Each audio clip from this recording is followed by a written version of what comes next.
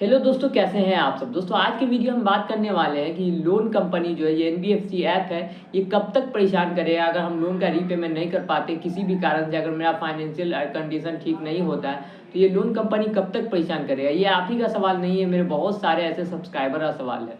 तो मैंने हज़ारों आदमी से बात करने के बाद और उनका फैक्ट देखने के बाद, उनको एनालिसिस करने के बाद मैं ये वीडियो बना रहा हूँ कि लोन कंपनी कब तक परेशान करते हैं।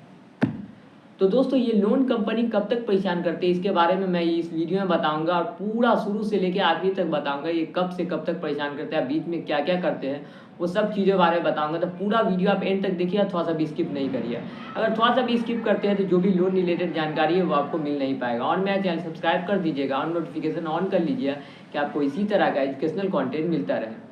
तो चलिए शुरू करते हैं। तो दोस्तों आपने किसी भी एनबीएफसी ऐप से लोन लिया है तो लोन का रीपेमेंट नहीं करते हैं तो जेन्युइन सा बात है कि पहले महीना और दूसरे महीना से ही आपको बार बार कॉल आने लगता है।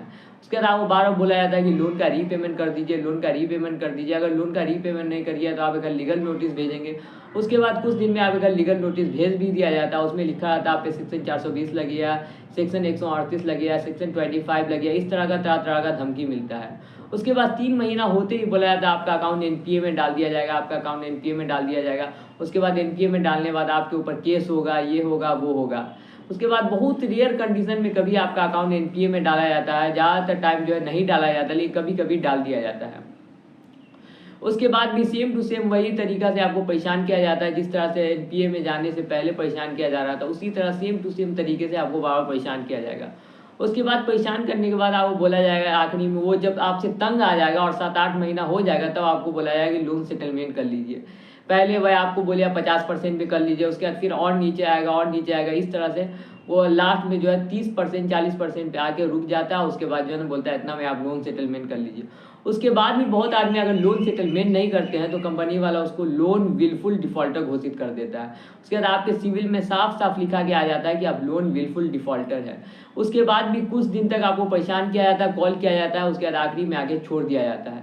तो ये सिलसिला लगभग 1 साल तक चलता है, आपको लगातार 1 साल तक कॉल किया जाता है और इसी तरह परेशान किया जाता है। आप चाहे कहीं से भी लोन लिए हो, कोई भी कंपनी ने लोन लिए हो, कोई भी एनबीएफसी ऐप से, पूरा इसी तरह सिलसिला चलता है और आपको बोला जाता है जल्दी लोन का रीपेमेंट करिए, लोन का रीपेमेंट करिए, और इस तरह से आपको परेशान।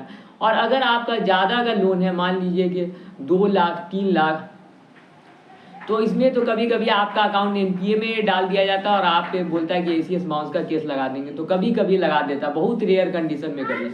तो उसमें भी आपको क्या होता है, ज़्यादा कुछ होता नहीं है, आपको फाइन लगाए छोड़ दिया जाता है और उससे ज़्यादा और कुछ नहीं होता है, इससे ज़्यादा और कोई भी प्रॉब्लम नहीं होता है। तो दोस्तों ये सारा कुछ आपको समझ में आ गया कि एनबीएफसी किस तरीके से काम करता है, और अगर आप लोन का रीपेमेंट नहीं करते हैं तो आपको किस तरह तरीके से परेशान करता है, ये सारा बात आपको समझ में आ गया। और ये वीडियो आपको अच्छा लगा तो मेरा चैनल सब्सक्राइब कर दीजिए और नोटिफिकेशन ऑन कर लीजिए कि आपको इसी तरह का एजुकेशनल कंटेंट मिलता रहे। और सब में शेयर कर दीजिए जिनको भी ये कन्फ्यूजन है कि ये लोन कंपनी कब तक परेशान करता है, तो ये उनका कन्फ्यूजन दूर हो जाए। और जो भी प्रॉब्लम हो आपको, जो लोन रिलेटेड जो भी प्रॉब्लम हो, तो आप कमेंट सेक्शन में पूछ सकते हैं, मैं सारे क्वेश्चन का जवाब दूंगा। तो बाय दोस्तों।